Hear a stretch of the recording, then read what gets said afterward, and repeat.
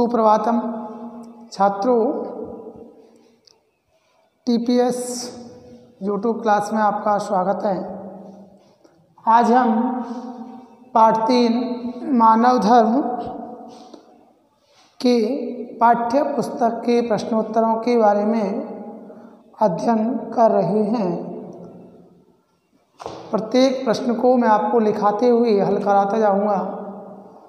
दोस्तों, प्रश्न नंबर 1 हमारा जो प्रश्न है, पहला प्रश्न है कि प्राणायामः कति विधः भवन्ति। प्राणायामः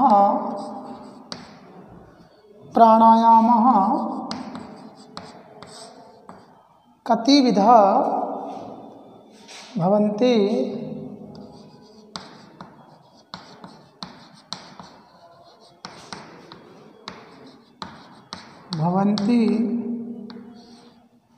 दोस्तों, पहला प्रश्न है कि प्राणायाम कितने प्रकार के होते हैं। पाठ में आया हुआ है कि प्राणायाम कितने प्रकार के होते हैं। तो पाठ में बताया गया है कि प्राणायाम 3 प्रकार के होते हैं। तो आपको उत्तर में लिखना है, उत्तर बराबर त्रिविधः। प्राणायाम कितने प्रकार के होते हैं दोस्तों? 3 प्रकार के होते हैं, त्रिविधः। प्राणायाम 3 प्रकार के होते हैं। प्रश्न नंबर 2 कहता है दोस्तों कि श्रुति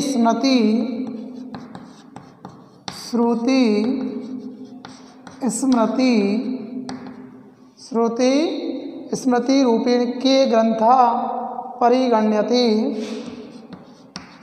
रूपेण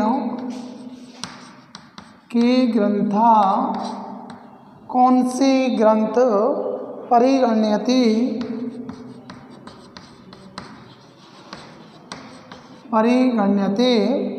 दोस्तों, प्रश्न कहता है कि श्रुति स्मृति रूपेण के ग्रंथा परिगण्यते, कि श्रुति और स्मृति के रूप में कौन से ग्रंथ गिने जाते हैं। दोस्तों, कहा है कि श्रुति और स्मृति के रूप में कौन से ग्रंथ गिने जाते हैं, किन ग्रंथों की गणना की जाती है। तो आप जानते हैं कि 2 शब्द हैं, श्रुति और स्मृति। तो दोस्तों, उत्तर तो प्रश्न में ही छुपा हुआ है। जो उत्तर है हमारा वो प्रश्न में ही छुपा हुआ है। देखो कैसे कि श्रुति का अर्थ होता है वेद शास्त्र। श्रुति का अर्थ होता है वेद शास्त्र और स्मृति का अर्थ होता है दोस्तों मनु शास्त्र यानी धर्म शास्त्र। तो कहा कि वेद शास्त्र, एक तो कौन सा है वेद शास्त्र, दूसरा है दोस्तों धर्म शास्त्र। श्रुति और स्मृति, श्रुति हम कहते हैं वेदों को और स्मृति हम कहते हैं धर्मशास्त्र को। तो श्रुति और स्मृति के रूप में किन ग्रंथों को गिना जाता है? तो इसमें आएंगे दोस्तों कौन कौन से ग्रंथ? धर्मशास्त्र और वेद शास्त्र, क्योंकि श्रुति का अर्थ होता है वेद और स्मृति का अर्थ होता है धर्मशास्त्र। अगला प्रश्न है दोस्तों, प्रश्न नंबर 3। समझते भी जाएंगे, अपनी कॉपी में नोट करते भी जाएंगे। अगला है इंद्रियाणाम संख्या वर्तन्ते। अगला है इंद्रियाणाम संख्या, इंद्रियों की संख्या कितनी होती है? इंद्रियाणाम संख्या वर्तन्ते। दोस्तों, प्रश्न कहता है कि इंद्रियों की संख्या कितनी होती है? इंद्रियाणाम संख्या वर्तन्ते, हमारे शरीर में जो इंद्रियां हैं उनकी संख्या कितनी होती है? मैंने आपको समझाया था दोस्तों कि इंद्रियां दो प्रकार की होती हैं, एक होती है कर्म इंद्रिय, एक होती है ज्ञान इंद्रिय। कर्म इंद्रियां जो कार्य करती हैं, जो अपनी सहायता से कार्य को पूर्ण करती हैं। ज्ञान इंद्रियां जो हमारे मस्तिष्क को विभिन्न प्रकार का ज्ञान कराती हैं, उन्हें हम ज्ञान इंद्रियां कहते हैं। कर्म इंद्रियां हमारा हाथ है, पैर है, मुंह है, ये हमारे क्या हैं? कर्म इंद्रियां हैं। और ज्ञान इंद्रियां क्या हैं? जैसे आँख है, देखने का ज्ञान कराती हैं, जीभा है, कान है, त्वचा है, ये हमारी सभी क्या हैं? ज्ञान इंद्रियां हैं। इस प्रकार से इंद्रियां कितने प्रकार की, इंद्रियों की संख्या कितनी होती है दोस्तों? तो हमारी इंद्रियां जो होती हैं वो कुल इंद्रियों की संख्या पूछी गई है, वो है 11। इंद्रियां दोस्तों 11 होती हैं। 11 का अर्थ होता है 11, कि हमारी इंद्रियां जो हैं वो कुल इंद्रियां 11 होती हैं। ये दो प्रकार की होती हैं, एक होती है ज्ञान इंद्रियां और दूसरी होती है दोस्तों कर्म इंद्रियां। इंद्रियां दो प्रकार की होती हैं, ज्ञान इंद्रियां और कर्म इंद्रियां, दोनों मिलकर के कितनी होती हैं? 11 यानी 11। अगला प्रश्न है श्रिय त्रिवर्ग। प्रश्न नंबर 4 है श्रिय त्रिवर्ग। श्रिय त्रिवर्ग श्रेष्ठ 3 वर्ग। अस्मिन् पदे त्रिवर्गस्य किमर्थम्?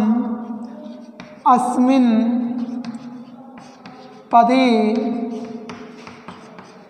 त्रिवर्गस्य यानी दोस्तों 3 वर्गों का किमर्थम क्या अर्थ है?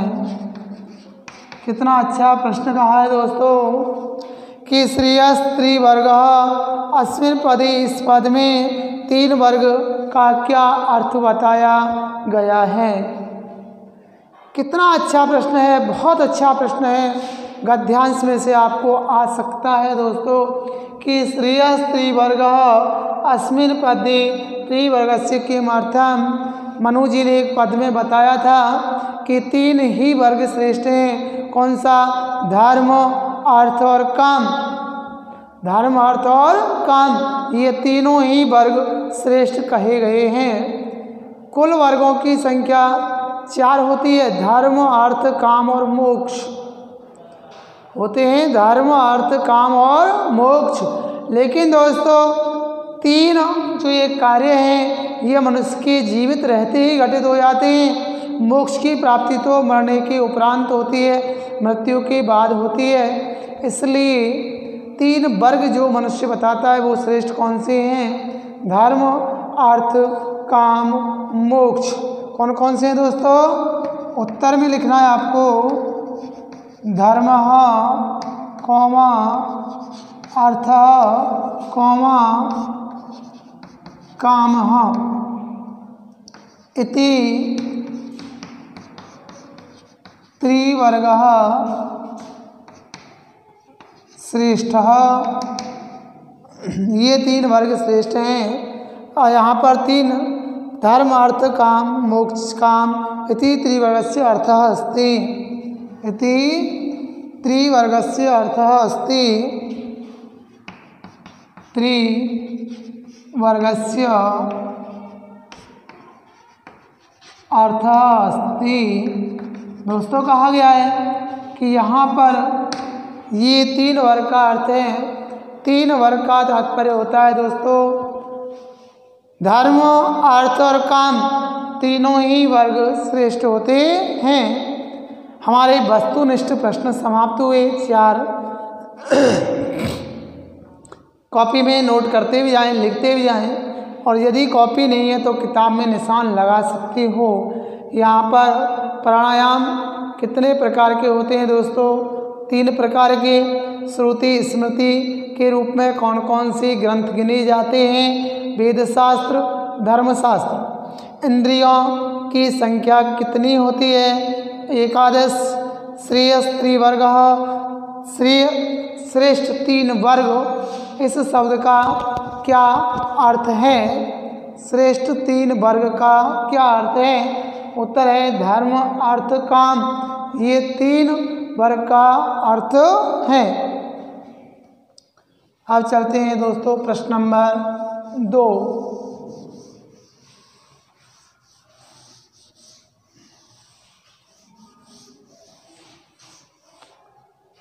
वो है हमारा रिक्त स्थान पूर्ति क्रियताम, रिक्त स्थानों की पूर्ति करो। प्रश्न नंबर 5 कि रिक्त स्थानों की हमें पूर्ति करनी है। रिक्त स्थान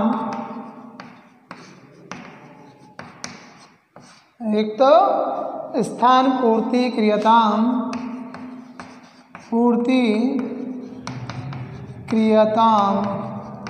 रिक्त स्थानों की पूर्ति करो।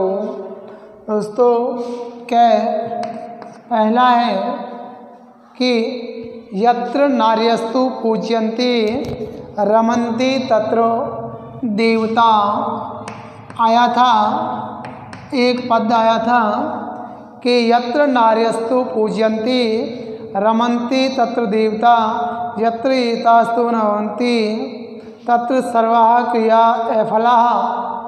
ये श्लोक आया था कि जहाँ महिलाओं की, स्त्रियों की पूजा की जाती है, मान सम्मान किया जाता है, वहाँ उस पृथ्वी पर, उस स्थान पर देवता निवास करते हैं।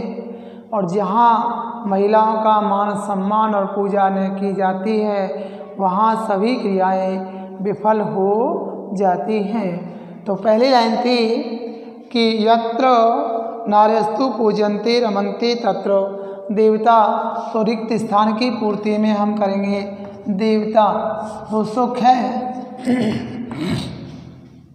हमारा है कि खाली जगह परम आस्थाय सुखार्थी संयतो हवेत, कि खाली जगह दोस्तों मेरा ही नाम आपको लिखना है कि संतोषः परम आसाध्याय सुखार्थी संयतो हवेत, कि संतोष रखने वाला प्राणी ही हमेशा सुख के लिए तत्पर होता है, सुखार्थी होता है, सुख चाहने वाला होता है।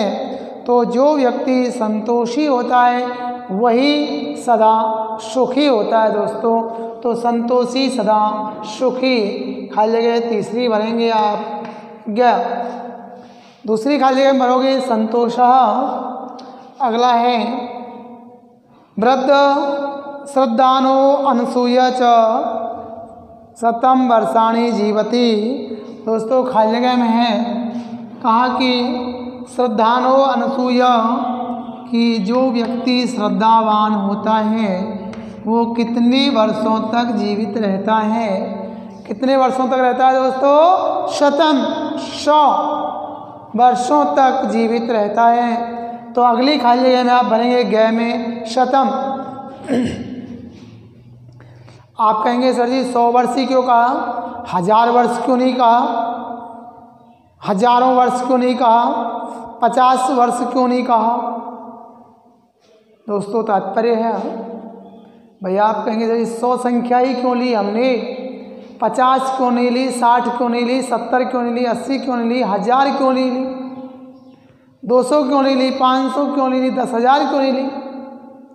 उसका एक मूल कारण है दोस्तों कि हमारे वेद शास्त्रों के अनुसार या हमारे जीवन के अनुसार मनुष्य की जो आयु मानी गई है वो कुल आयु 100 वर्ष मानी गई है, कि मनुष्य जाति की आयु 100 वर्ष मानी गई है। चाहे कोई व्यक्ति 110 वर्ष तक जीवित रहे, चाहे कोई व्यक्ति 50 वर्ष में ही गुजर जाए, लेकिन मनुष्य की जो आयु हमने निर्धारित की है, मानी है, वो कितनी मानी है? 100 वर्ष। इसलिए प्रमाणित जो आयु है, मानी गई आयु, वो 100 वर्ष है। हम 100 वर्ष से अधिक कल्पना नहीं कर सकते हैं। मनुष्य की जो आयु मानी गई है वो 100 वर्ष मानी है। 100 वर्ष से अधिक की हम कल्पना नहीं कर सकते हैं और किसी के बारे में 100 वर्ष से कम जीने के लिए भी नहीं सोच सकते हैं, इसलिए शतम आए। अगला है यह कीर्ति मापनोति प्रीत्य च खाली जगह सुखम। तो दोस्तों कहाँ है च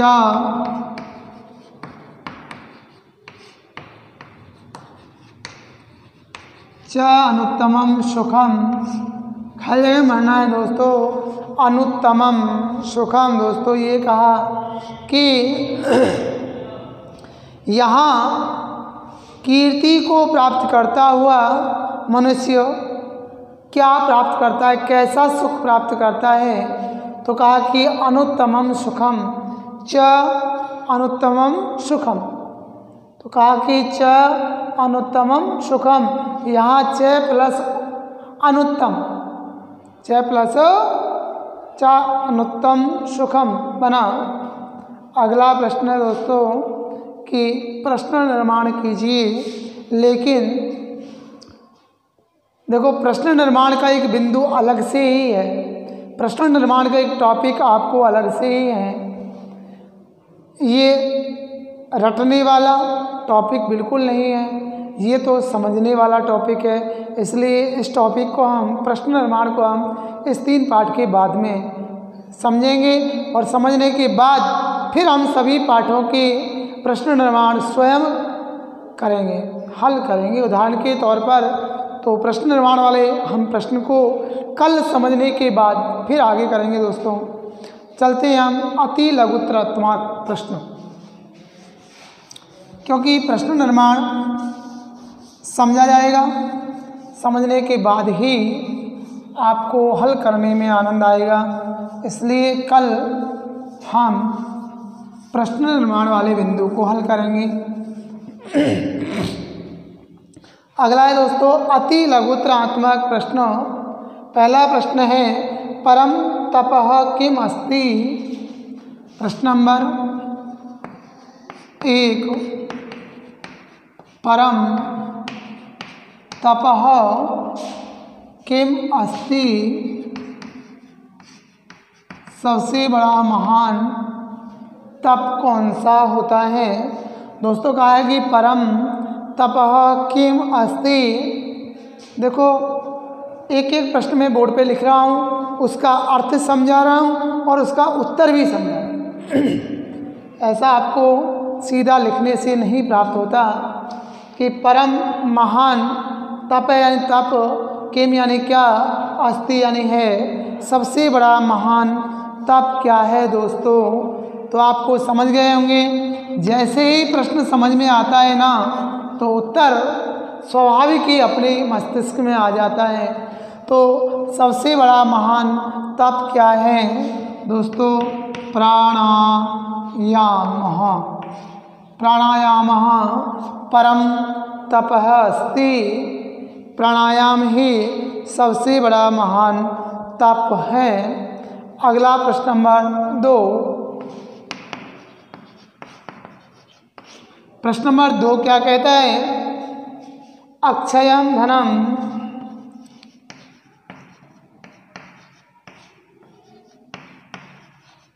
अक्षयम धनम, कभी भी नष्ट नहीं होने वाला धन, कस्मात, किससे, और लभते, प्राप्त होता है। अक्षयम धनम कस्मात लभते। दोस्तों एक एक शब्द का अर्थ है कि अक्षय यानी कभी भी नष्ट नहीं होने वाला धन किससे प्राप्त होता है। किससे प्राप्त होता है, आचरण से, सदाचार से। उत्तर लिखेंगे दोस्तों कि सदाचारात।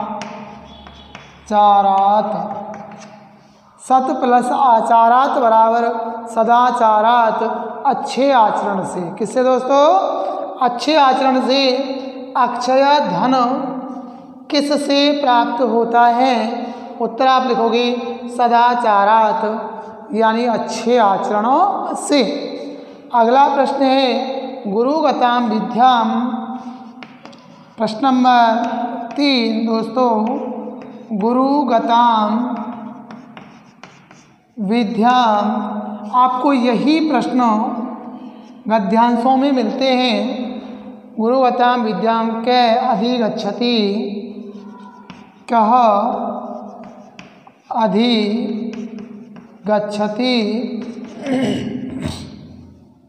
प्रश्न हुआ साथियों कि गुरुगताम विद्याम, कि गुरु के अंदर छुपी हुई विद्या को कह, यानी कौन, गुरु के अंदर छिपी हुई विद्या को कौन प्राप्त करता है, कौन प्राप्त कर लेता है।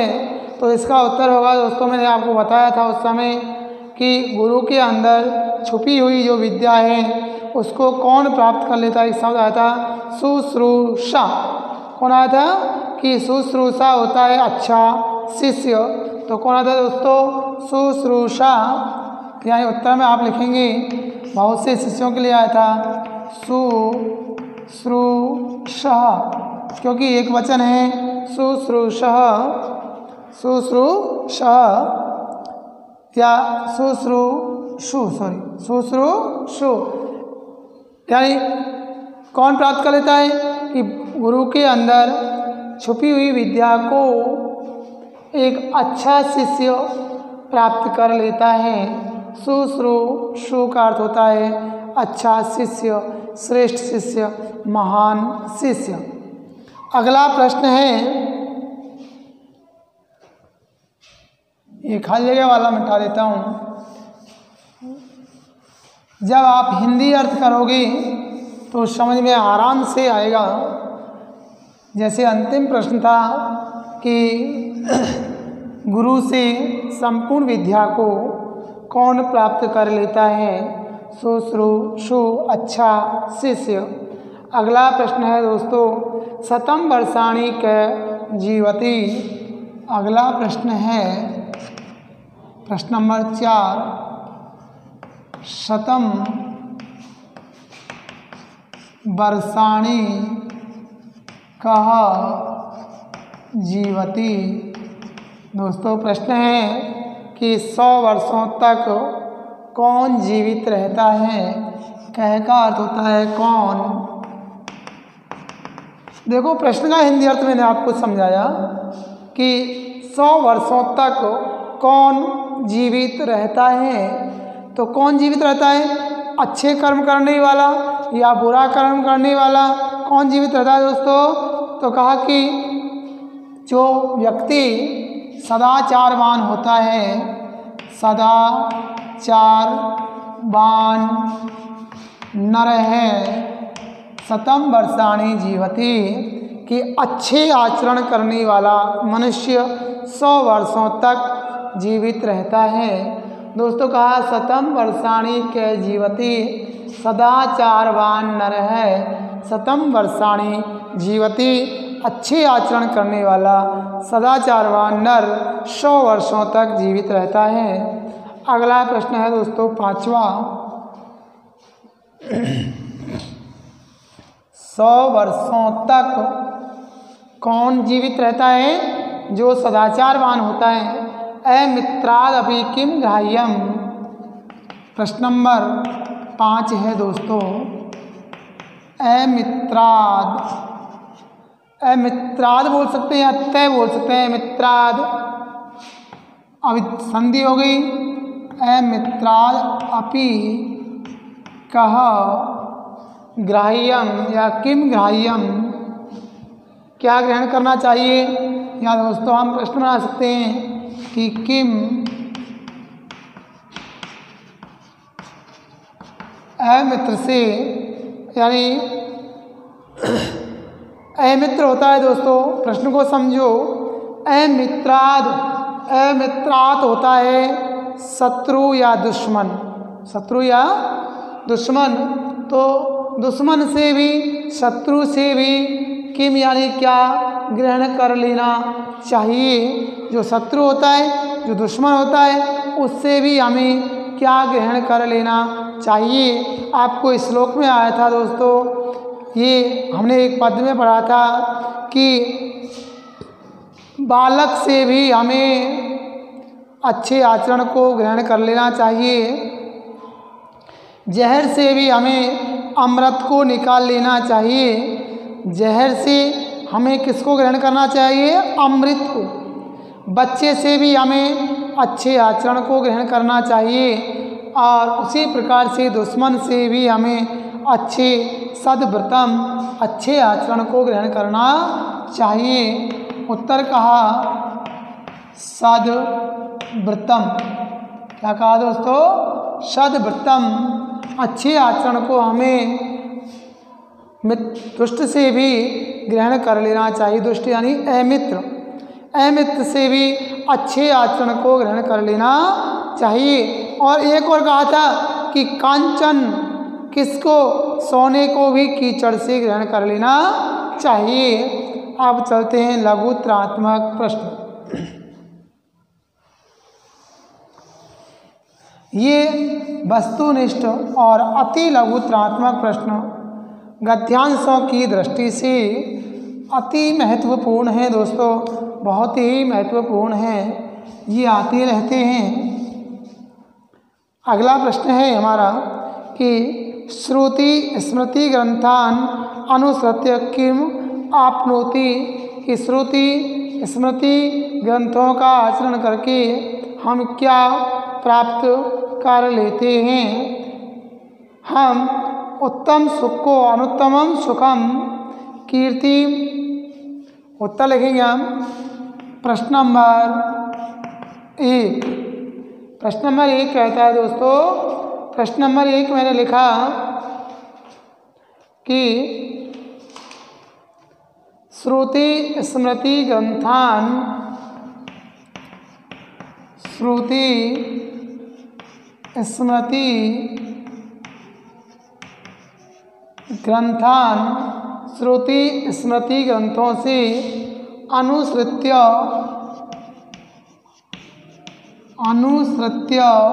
अनुसरण करके किम अवाप्नोति, किम अवाप्नोति। दोस्तों प्रश्न कहता है, अच्छा प्रश्न है कि श्रुति स्मृति, श्रुति होता है वेद शास्त्र। क्या होता है दोस्तों? वेद शास्त्र। स्मृति होता है धर्मशास्त्र का अनुसरण करके हम क्या प्राप्त करते हैं, किसको प्राप्त कर लेते हैं? तो दोस्तों कहा हमने किसको प्राप्त करते हैं? हम कीर्ति, ख्याति, प्रसिद्धि, यश और उत्तम सुख को प्राप्त कर लेते हैं। हम कहा कि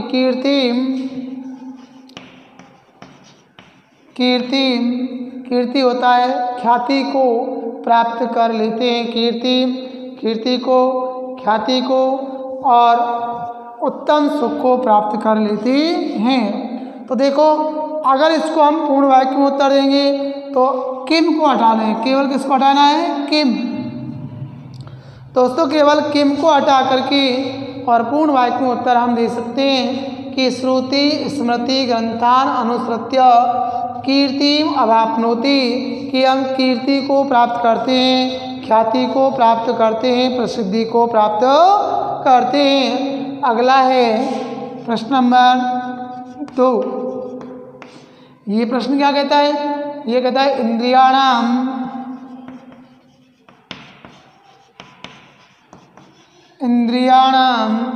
इंद्रियों के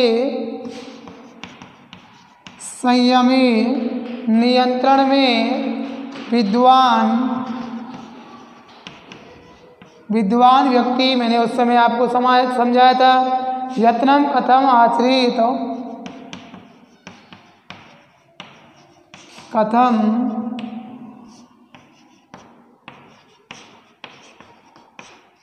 कथम आचरित। इंद्रियाणाम संयमी विद्वान यत्नम कथम आचरित। इसमें दोस्तों प्रश्नवाचक शब्द है, वो है कथम। कैसा है कि भाई इंद्रियों के को संयमित करके विद्वान व्यक्ति को कैसा आचरण करना चाहिए।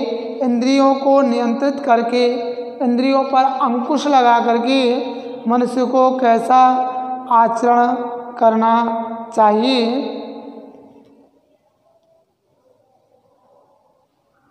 तो कहा इंद्रियों पर किस प्रकार से नियंत्रण करके, कहा कि कथम यानी कैसे। तो इसमें हम उत्तर लगेंगे कि यत्नेन।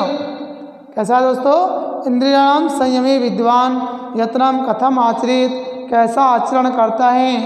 तो हम लिखेंगे इंद्रियाणाम प्रसंगे दोषम इच्छति विशेषु अपहारेषु।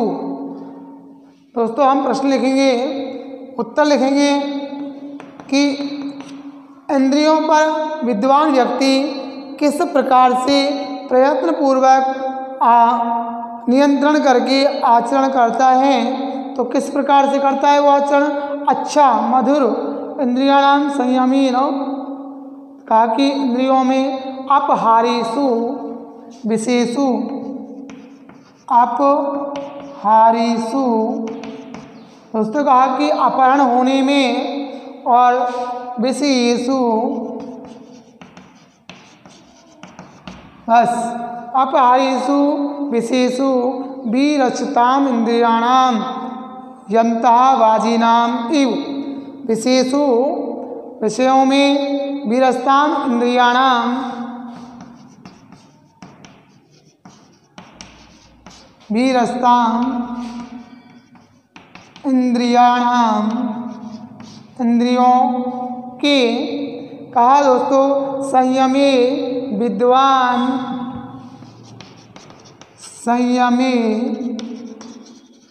विद्वान, संयम पूर्वक विद्वान व्यक्ति जो होता है, यत्नम संयम विद्वान किसके समान, यंता वाजिनाम एव, यंता बाजीनाम, यंता बाजीनाम इव आचरित। दोस्तों प्रश्न मूल था हमारा ये हमारा मूल उत्तर था। पूर्ण वाक्य में उत्तर देना है कि विद्वान व्यक्ति किस प्रकार से अपनी इंद्रियों पर नियंत्रण पाता है। तो किस प्रकार से पाता है बेटा, कि वो पाता है एक अच्छे सारथी के समान। जिस प्रकार से एक अच्छा सारथी रथ के घोड़ों पर नियंत्रण पाता है, उसी प्रकार से विद्वान व्यक्ति भी अपने इंद्रियों पर रथ के घोड़े के समान ही नियंत्रण पाता है। अगला प्रश्न चलते हैं। यंता वाजिनाम एव का विशेष ध्यान रखना है। सुख दुखियो मूलम किम। दोस्तों प्रश्न नंबर 3 हमारा है सुख दुखियो मूलम किम। सुख दुख का मूल कारण क्या है। अगला प्रश्न लिखा कि सुख दुखियो, प्रश्न नंबर 3, सुख दुखियो, सुख दुख का मूल कारण क्या है। मूलम किम, सुख दुख का मूल क्या है। दोस्तों प्रश्न बहुत ही सरल है। हमने पढ़ा भी था कि सुख और दुख का मूल कारण क्या है। संतोष ही सुख का मूल कारण है और असंतोष दुख का मूल कारण है। बहुत अच्छा श्लोक हमने पढ़ा था कि संतोषम सुखम मूलम, सुखम असंतोषम संतोषम दुखम मूलम। असंतोषम च, असंतोषम च दुखम मूलम। कहा दोस्तों कि संतोष ही सुख का और असंतोष दुख का मूल कारण होता है। संतोष सुखम असंतोष च दुखम मूलम भवति। संतोष दुख का मूल कारण होता है और असंतोष सुख का मूल कारण होता है और असंतोष दुख का मूल कारण होता है। बहुत अच्छे से हमने पढ़ा था श्लोक। अगला है आचारात किम किम लभन्ते। प्रश्न नंबर 4, आचारात किम किम लभन्ते। दोस्तों प्रश्न हमसे कहता है कि आचरण से क्या क्या प्राप्त होता है। आचरण से हमें क्या क्या प्राप्त होता है।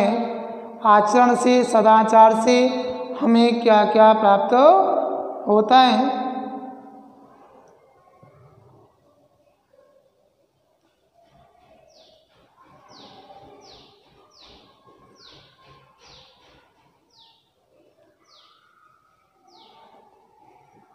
तो दोस्तों कहा उत्तर में बोले हम कि आचार से क्या प्राप्त होता है हमें। तो आचार से हमें अक्षयम धनम, आचरण से हमें अक्षय धन यानी कभी भी नष्ट नहीं होने वाला धन और इप्सिता आयु, क्या है दोस्तों, कौमा इप्सिता आयु च लभन्ते, कि आचरण से हमें क्या प्राप्त होता है, अक्षय धन और मनचाही आयु प्राप्त होती है। आचरण से हमें दोस्तों मनचाही आयु और अक्षय धन प्राप्त होता है। मनचाही आयु होती है और अक्षय धन प्राप्त होता है। ये हमारे आचरण की विशेषता है। और प्रश्न नंबर 5, प्रश्न नंबर 5 की तरफ चलते हैं कि आचरण से, हाँ दोस्तों प्रश्न नंबर 5 है सुख दुखियो लक्षणम किम। एक प्रश्न फिर वही आया, सुख दुखियो, सुख और दुख का लक्षणम किम, लक्षण किम यानी क्या है, सुख दुख का लक्षणम किम। दोस्तों हमने जब पुस्तक पढ़ी थी ना, पदों का अर्थ किया था, तो सबसे अंतिम पद में, अंतिम श्लोक में हमें यही बताया गया था कि सुख यानी सुख दुख का लक्षण क्या होता है। संक्षेप में कहा था कि सुख दुख का लक्षण क्या होता है। तो कहा था कि सर्वम परवशम दुखम, उत्तर है सर्वम परवशम दुखम। दोस्तों कहा था कि हमेशा दूसरों के वश में रहना सबसे बड़ा क्या होता है, दुख होता है। और सर्वम आत्मवशम, सर्वम सभी प्रकार से, आत्मवशम, सर्वम आत्मवशम सुखम, सुखम च, कहा कि दूसरे के, हमेशा दूसरे के अधीन रहना सबसे बड़ा दुख होता है और हमेशा अपने अधीन रहना, स्वतंत्र रहना क्या होता है, सुख का मूल लक्षण होता है। संक्षेपेण क्या है दोस्तों, समासेन, समासेन सुख दुखियो, सुख दुखियो, सुख दुखियो लक्षणम। कहा कि ये संक्षेप में सुख दुख का लक्षण होता है। हमारे महर्षि मनु जी ने अंतिम पद में यही कहा था कि संक्षेप में सुख दुख का लक्षण बताते हुए उन्होंने कहा था कि हमेशा दूसरे के अधीन रहना सबसे बड़ा दुख होता है और स्वयं के अधीन रहना, स्वतंत्र रहना, परतंत्र रहना, आज़ाद रहना सबसे बड़ा सुख होता है। यही संक्षेप में सुख दुख का लक्षण महर्षि मनु जी ने हमें बताया था दोस्तों। इस प्रकार से हमारे ये पाठ्य पुस्तक के वस्तुनिष्ठ, रिक्त स्थान, अति लघुत्रात्मक, लघुत्रात्मक दोस्तों निबंधात्मक प्रश्न हमारी पाठ्य पुस्तक में से हमारे पेपर में कुछ नहीं आता है। आपको निबंधात्मक प्रश्न से संबंधित कोई भी प्रश्न आपको पेपर में नहीं आएगा। इसलिए मेरा आपसे निवेदन है कि कभी भी निबंधात्मक प्रश्नों को याद मत करना।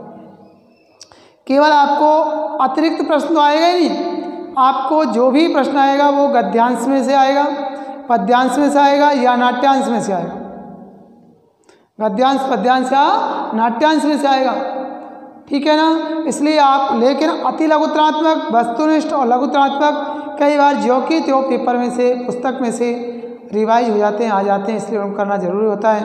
अब आज हमारी ये प्रश्न पूरी है। व्याकरण के प्रश्नों को हम कल हल करेंगे दोस्तों। व्याकरण के जो प्रश्न बचे हैं, पर्यायवाची हैं, संधि हैं, विलोम पद हैं, इनको हम कल पढ़ेंगे। तो कल हम इसी पाठ को आगे बढ़ाते हुए व्याकरण के प्रश्नों को आपके सामने उपस्थित करेंगे। ठीक है दोस्तों, इसके लिए आपको धन्यवाद।